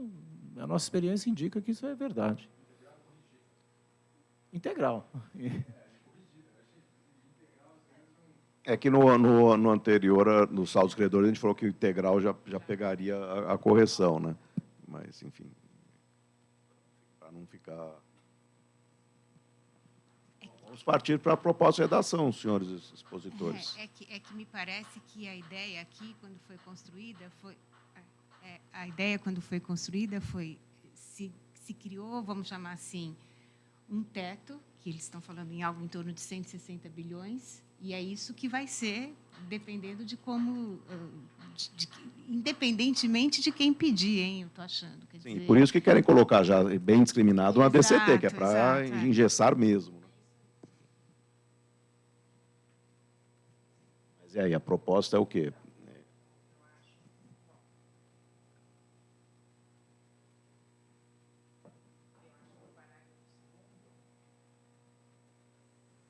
Acho que no parágrafo 2º a gente deveria colocar, né? Os recursos do fundo de que trata esse caput serão utilizados para compensar integralmente a redução do nível de benefícios onerosos do imposto, na forma do imposto previsto no artigo 155, suportada pelas pessoas jurídicas em razão da substituição do referido imposto por aquele previsto no 156A. Então, acho que aqui a gente poderia colocar o compensar de forma integral. Aí, o parágrafo 3º, ele define o que são benefícios, para efeitos desse artigo, consideram-se benefícios onerosos as isenções, incentivos e benefícios fiscais concedidos por prazo certo e sob condição. Aí começa, né? O parágrafo 4º já começa a trazer requisitos aí para compensação. Aí eu acho que a gente poderia pensar em suprimir, né, o parágrafo 4º em diante. Vamos por partes, só para enfim, para uma questão prática. Quanto ao caput, fica do jeito que está, do artigo 12. Sim. E parágrafo 1º também, Sim. que aqui tem aqui a limitação de valores e tudo mais. Todos de acordo? Sim. Sim. Quanto ao parágrafo 2º, apenas introduzir o termo integralmente. Sim. Serão utilizados para compensar integralmente a redução do nível de benefícios onerosos e tal. Todos de acordo? E, então, aí sim, parágrafo 3º exclui integralmente. Eu acho que não. Acho que o parágrafo 3º tem que manter, né? Ele está dando o conceito do que são os benefícios onerosos que vão ser compensados. Não, desculpa, é que você tinha falado da exclusão. Não, do 4º. O 4º, perdão. Então, desculpa, o 3º mantém sem alteração. Eu entendo que sim. Tá. O 4º, ele fala sobre, aí ele começa a falar sobre a questão dos requisitos, né? Então, que tem que ter cumprido as normas da Lei Complementar 160. Eu acho que isso não cabe estar na Constituição, né, gente? Acho que aí é muito detalhe. Esse é o ponto, né? O parágrafo 5º fala que a pessoa jurídica perde o direito à compensação caso deixe de cumprir tempestivamente as condições exigidas. Isso não precisa estar na Constituição, pode estar na Lei Complementar também. E aí o parágrafo 6º fala que a Lei Complementar estabelecerá os critérios e limites e os procedimentos dos requisitos para habilitação. Como a gente está partindo do pressuposto que a compensação vai ser integral, não acho que a gente precise também ter o parágrafo 6º. Eu só coloco aqui, fazendo o papel de advogado do diabo, né, a questão da compensação integral. Se a gente suprimir o inciso 2 do parágrafo 4º, pode dar a entender que, inclusive, aquela redução prevista hoje na Lei Complementar 160 estaria excluída. Né? Coloco só aqui para a gente avaliar se é isso mesmo. Né? Ela estaria contemplada, né? Porque o item 2 ele está excluindo essa compensação. Então, eu vou compensar aquilo que já... Porque hoje o jogo já está dado, né? Ainda que a reforma não passe, Sim. a gente tem a Lei Complementar 160. Então, a gente está dizendo, inclusive, eu vou te compensar por aquela perda que você teria oriunda da Lei Complementar 160. Não, mas eu acho que é exatamente o contrário, Renato. Ele está falando, a compensação não se aplica à redução dos benefícios conforme disposto na Lei 160. Sim, mas se eu suprimir o parágrafo 4º todo, cai isso. E aí ele passa a compensar também isso. Então, inclusive da 160. Então, a gente abriria a possibilidade de, inclusive, compensar a perda que hoje já está contratada, vamos chamar assim.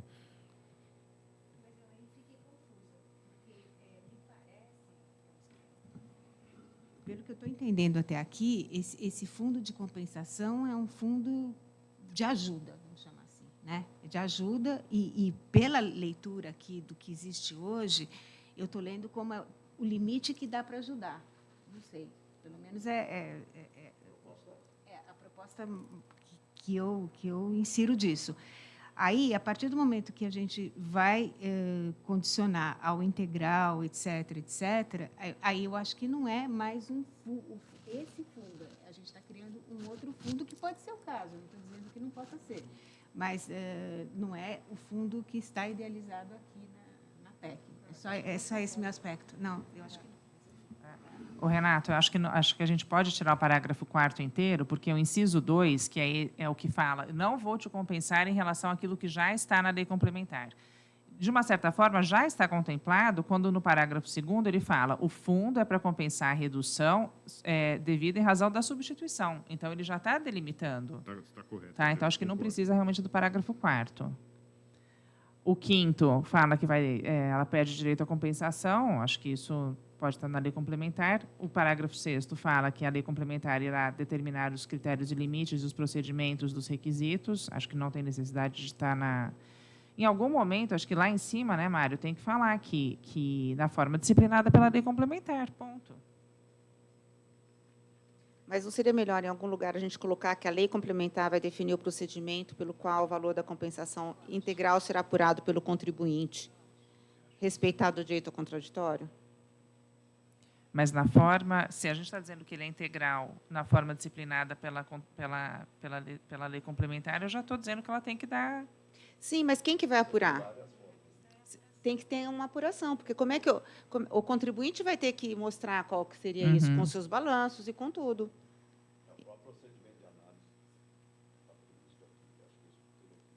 Então, ele está previsto no sexto.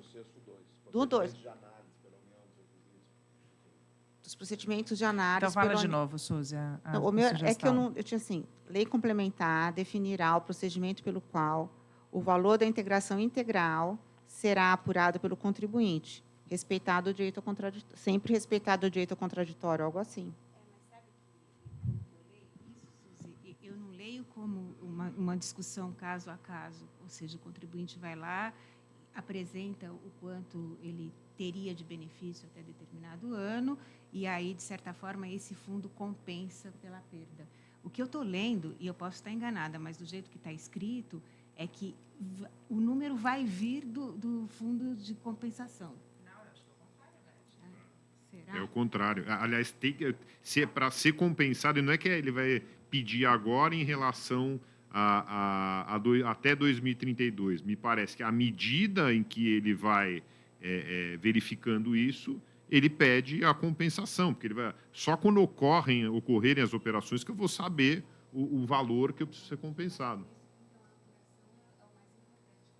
Sim, então a apuração, eu acho que talvez consignar que a apuração vai ser promovida ele vai apresentar o valor. É isso. Então, acho que é a sugestão da Suzy. Né? Eu vou dar uma melhorada. Tá. Isso, perfeito. Como, aliás, recuperando o que foi feito ontem, quando tem essa polêmica toda. Enfim, até lembrando que me parece que a proposta, rapidamente, antes de passar para o próximo tema, quando a Suzy está aqui aflita, a Beth me parece ter razão quando ela diz que a proposta é nesse sentido, de que eles fixarão um limite global, tanto que diz que a lei complementar estabelecerá os critérios e limites para a apuração do nível de benefício e de sua redução. Quer dizer, exatamente, mas o que nós estamos aqui é tirando isso para estabelecer outro critério. Mas, enfim, dito isso, vamos passar, então, para... O nível a gente já conhece hoje. Isso, Sim. exatamente, que nós, me parece, deliberamos... Ele já é dado, né? O nível de benefício foi dado pelo Estado. Exato, mas é por isso que aqui ele está dizendo isso. Não, eu vou reduzir. E a lei complementar vai dizer como isso será reduzido. E eu estou dando... Exato, eu estou aqui na Constituição abrindo a porta para a lei complementar reduzir como ela quiser. Sim. Né? Mas, enfim, vamos então para a questão também bastante complexa do destino. A cigana leu o meu destino. Vamos lá. Destino. Já está aqui, a Suzy já deixou. Propostas, então, de alteração do 156A, inciso 7, parágrafo 5º. Renato, você começa? Acho que cada qual já começou, né? Eu acho que eu vou ser o mais breve. Eu comentei, repetindo aqui o que eu comentei inicialmente. Eu acho que até nós estávamos conversando anteriormente, a Adriana, ela pontuou muito. Primeiro, não tem que haver essa diferenciação, né, do conceito em relação a bens e serviços. Aliás, voltando também, Beth, você sempre é cirúrgica, é o imposto sobre consumo. De novo, a gente vai trazer a questão do bens e serviços e toda, né, aquela polêmica, né, e discussões a respeito. Eu acho que definitivamente não caberia um detalhamento aqui em âmbito constitucional, mas indicar que a lei complementar ela vai ter que prever critérios claros, objetivos e que outorguem, no máximo possível, segurança jurídica para as pessoas integrantes aí da relação. Então, a minha proposta seria um enxugamento, né, desse dispositivo. De qual dele, para a gente já partir para a redação? Já no... Eu acho que o parágrafo, o quarto mesmo, né? Critérios objetivos para definição do ente de destino. Essa seria a minha sugestão também, Renato. Eu acho que a gente, primeiro, esse inciso quarto, dizendo que quando eu estou falando de um bem, pode ser o local da entrega, da disponibilização ou da localização do bem. Se for serviço, o local da prestação ou disponibilização do serviço. E para os dois, né, sendo bem ou serviço, pode ser domicílio ou localização do adquirente do bem ou serviço. Então, vamos pensar aqui, acho que tem que ser critério objetivo, mas eu acho que vamos ter dificuldades na lei complementar ao definir qual é o critério objetivo. A gente vai ter que pensar bem qual, né, o que faz sentido ser considerado o destino da operação para fins de determinar para quem que você vai pagar, porque eu já dei esse exemplo várias vezes. Eu faço uma compra online no Magazine Luiza, hipoteticamente, peço para entregar na minha casa em Itu. Endereço de entrega, Itu, então, IBS, Itu. Se for pelo meu CPF, pela minha residência, qual é a residência da Adriana, de acordo com o CPF, que está na Receita Federal? São Paulo.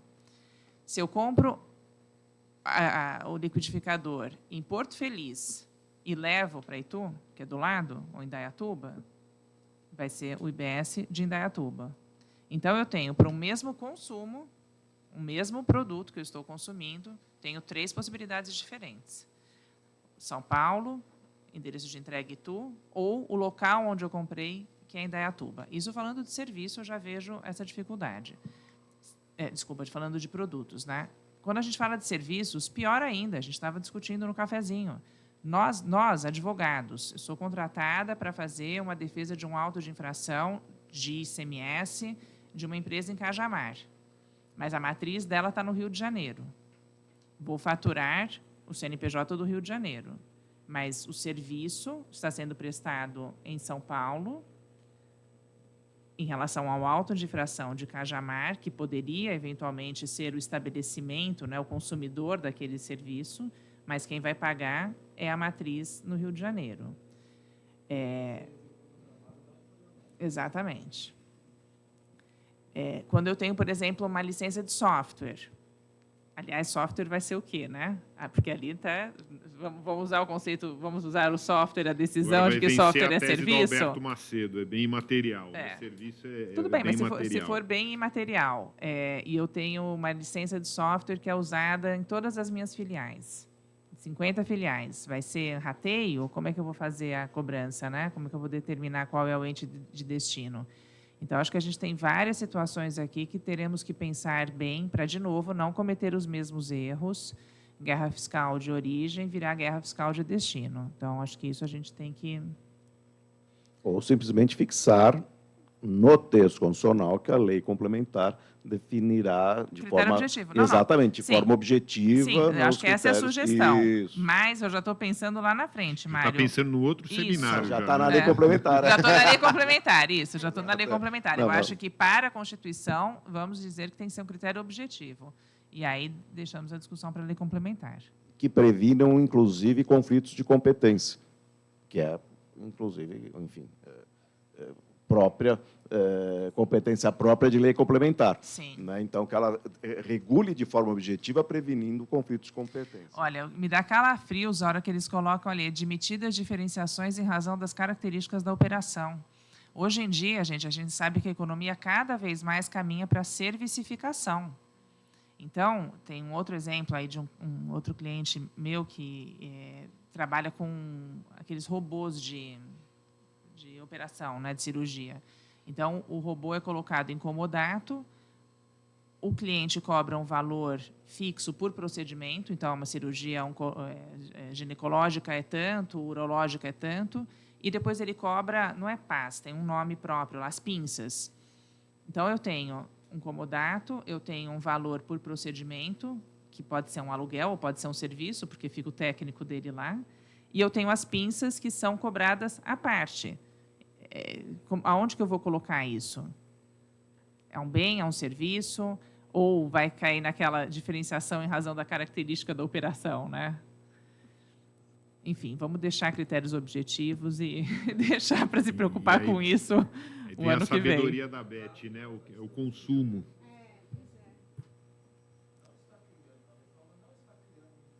Consumo. Nós estamos aqui discutindo, falando que estamos fazendo uma reforma para introduzir o imposto sobre consumo, mas todos os conceitos continuam segregando bens e serviços e, como você bem colocou, os novos que estão abrangendo as várias outras coisas estão entrando em campos que você não consegue mais determinar. Mas eu acho que é o nosso papel aqui, né? É. Se não Então, conseguir, ou não volta vai. realmente para fazer uma lei complementar que venha a tratar isso como imposto de consumo, ou nós temos o ICMS, o novo ICMS e o novo ISS. Então, a proposta seria a lei complementar disporá sobre os critérios para a definição do ente do destino da operação? Mas o do ente, né? Os critérios objetivos para a definição do destino. Por que doente de destino? Não é esquisito, doente de destino? Eu acho que para o destino. É. Outra coisa, aproveitando a sua teoria ali. Não, e já está doente, né? É. Os critérios objetivos para a definição do destino da operação. Ponto, né? Destino, é isso. E aí, lembrando que temos também críticas em relação ao termo operação, né? Mas ontem, na mesa É. 1, se entendeu que é melhor operação do que negócio, porque operação a gente já tem essa construção, e aí a mesa 1 foi unânime em continuar como operação. Porque negócio jurídico poderia entrar na validade, realmente tem. Nada é perfeito, né? Então. Sim. Então, ficamos com critérios objetivos para a definição do Do destino. destino da operação. Tá. Do destino da operação ou só do destino? Do destino da operação. Acho que do destino da operação, né? Né, Pino? Ok. Então, fechamos também o tema do destino. É. Exato, você quer? Então, vamos... Temos tempo, já que temos tempo, vamos tratar rapidamente de dois outros temas. Um deles diz respeito à questão das obrigações acessórias, fiscalização, processo administrativo e judicial, enfim. O professor Marco Aurélio, ontem, na sua exposição, sugeriu acrescentar um parágrafo 5º ao artigo 156-A, no que diz respeito ao rol dos temas passíveis de regulação por lei complementar. E ele até propôs a própria redação, se seria que cabe à lei complementar dispor sobre, inciso 10º, infrações à legislação do imposto e respectivas sanções aplicáveis. Isso acabou não sendo tratado naquela mesa e ficou para tratarmos na nossa, se possível fosse, e está sendo.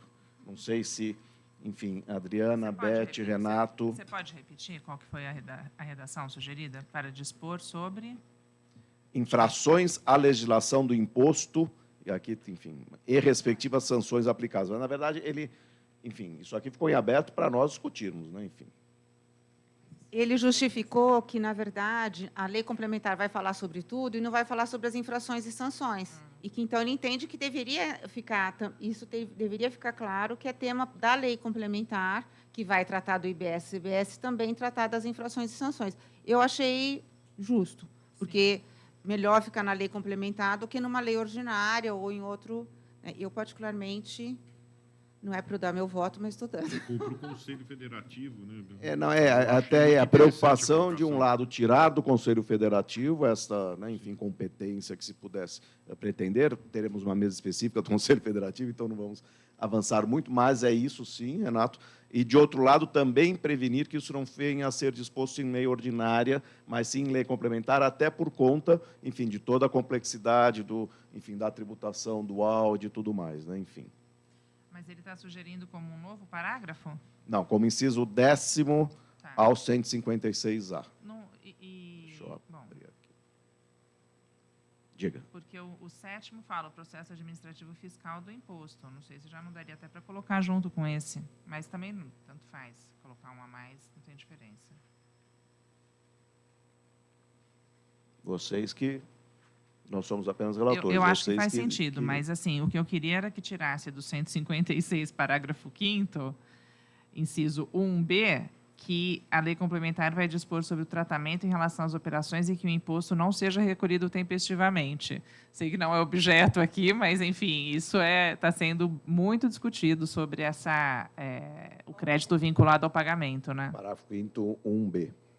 Lei complementar disporá sobre sua forma 1, as regras para a distribuição do produto de arrecadação do imposto, disciplinando, entre outros aspectos, a sua forma de cálculo. B, e aí é o que diz a Adriana para ser excluído, o tratamento em relação às operações e que o imposto não seja recolhido tempestivamente. Eu também acho só manter a previsão do inciso 8, né, que fala do imposto devido, né, o que dá o direito ao creditamento. Isso acaba... Eles entregaram no inciso 8, depois abriram ali a possibilidade de isso ser limitado por meio de lei complementar. O inciso 8 do parágrafo 1º, né? Eu acho que também fica coerente com a mesa de princípio da neutralidade, que também sugeriu que fosse imposto incidente. Então, acho que a gente poderia fazer essa sugestão da Adriana. Sim. Anotei, na verdade, exclusão integral dessa linha B do inciso 1, né? Sim. Bom, e quanto... E a inclusão Isso. de um novo inciso aí para falar sobre sanções e infrações, né? Ok.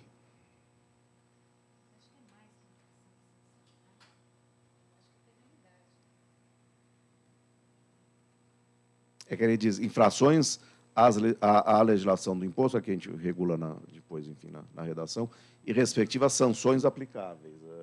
Enfim. Englobaria, né? Creio que... Exato, sim. Sim, mas sanções acho que inclui penalidades, né? Isso.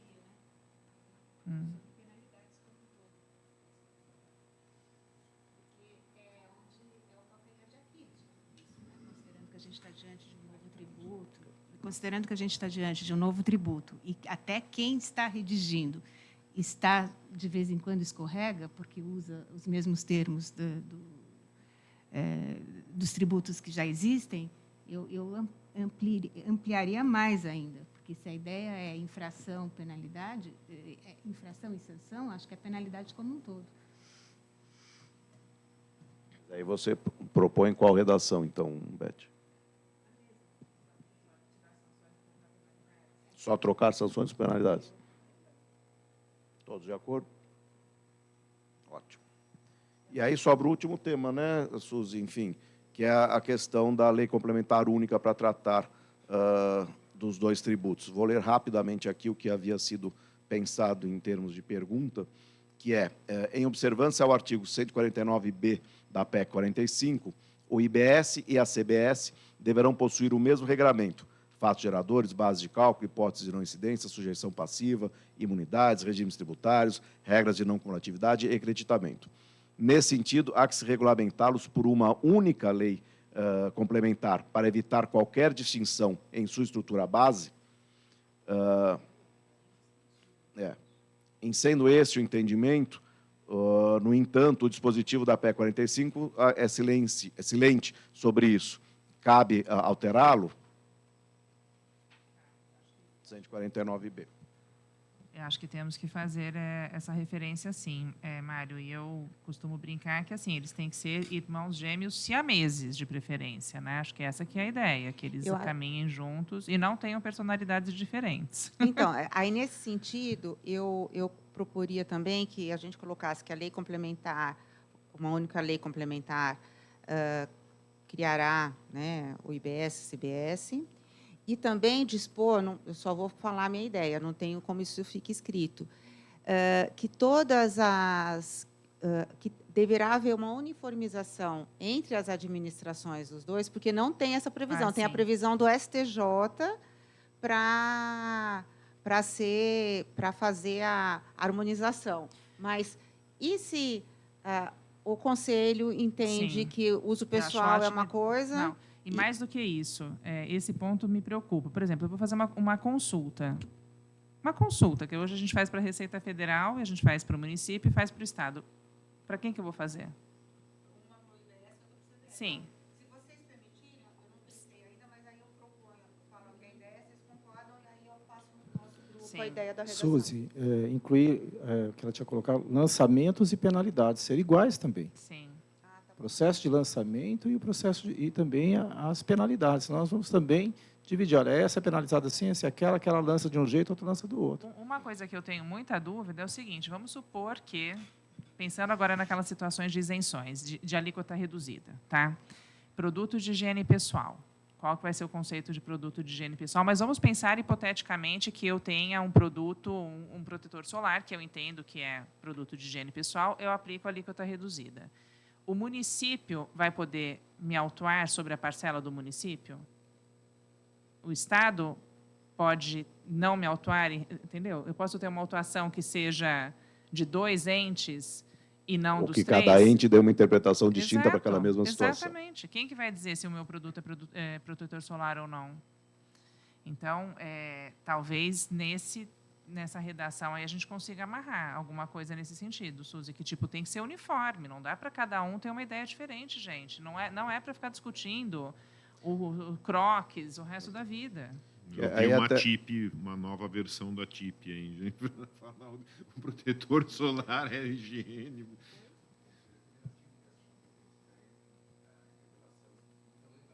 Então, o Conselho Federativo tem para o IBS, mas não tem para a CBS. Essa que é a confusão.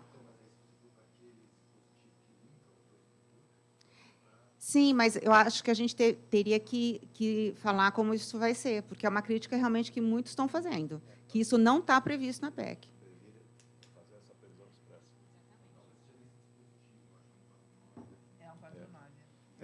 Que aqui sim se justifica, parece, no entender da mesa, você ter esse engessamento na Constituição como uma proteção de fato. Até porque, na prática, como dizia ontem o professor Hamilton, na verdade, são 2 tributos ou é um tributo só?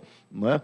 Porque na prática é isso, exato. Mas o próprio dual, esse dual leva, né, a dizer, não, é uma contribuição, um imposto, na verdade, é um tributo que deve ser com dupla incidência, digamos assim, mas que deve ser absolutamente igual. Não pode ter dupla personalidade. Isso, exatamente. Ou exatamente, tripla exato. Não personalidade, podem né? ser irmãos gêmeos que brigam entre si. É isso. Bom, últimas palavras só de cada um para encerrarmos, para não avançarmos aqui no horário da próxima mesa. Rapidamente, aqui, quando se fala o 149B, o 156A e o 195 terão os mesmos, bababá, eu acho que a gente deveria simplesmente começar ao contrário, né?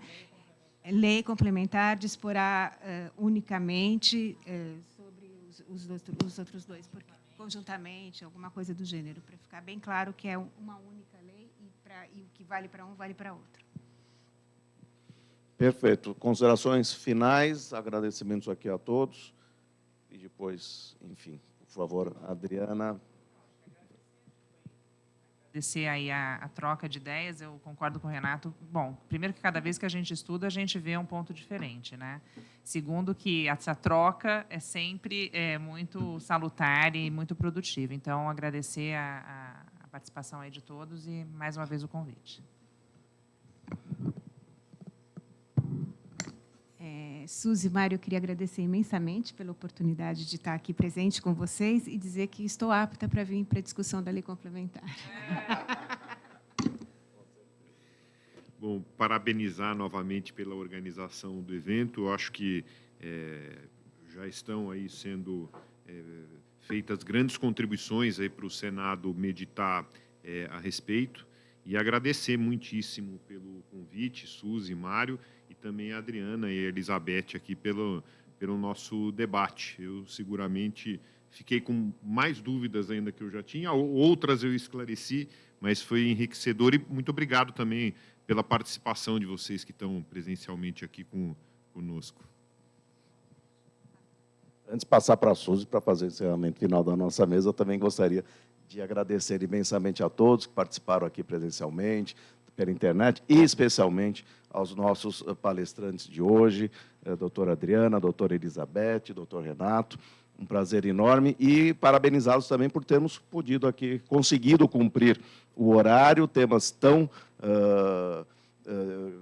profundos, examinados aqui na prática em menos de 2 horas, né? Então, cumprimos realmente com o nosso objetivo e, mais uma vez, parabenizar a Suzy pela iniciativa, pela condução do nosso seminário, importantíssimo, e por esse formato que realmente nos parece aqui diferente dos anteriores, né? E essencial para, de fato, termos aqui contribuições, efetivas contribuições da advocacia, da ASP, do IASP, das mesas dos debatedores, para tentarmos aqui aprimorar no que for possível essa PEC 45. Muito obrigado. Passo a Suzy, então, para o encerramento. Obrigada. Então, lembrando que, agradeço aqui, mas eles ajudaram bastante. O Amêndola, então, nunca mais vai atender uma ligação minha. Mas, eu já estou bloqueada, certeza. Eu queria só lembrar que a gente, então, depois disso, nós vamos, amanhã, no encerramento, passar rapidamente hoje, as conclusões, e nós vamos fazer um documento, cada grupo vai concordar, né, com o documento, e esse documento, na verdade, vai ser encaminhado pelo IASP e pela ASP no Senado, mas a gente vai fazer uma observação que não reflete a opinião dos seus conselhos e diretorias. Na verdade, nós estamos sendo instrumentos, né, dessa discussão para que a gente possa participar de uma construção construtiva é demais, né? Mas uma proposta construtiva de todo esse tema da reforma tributária, que é o que a gente mais discute esses dias.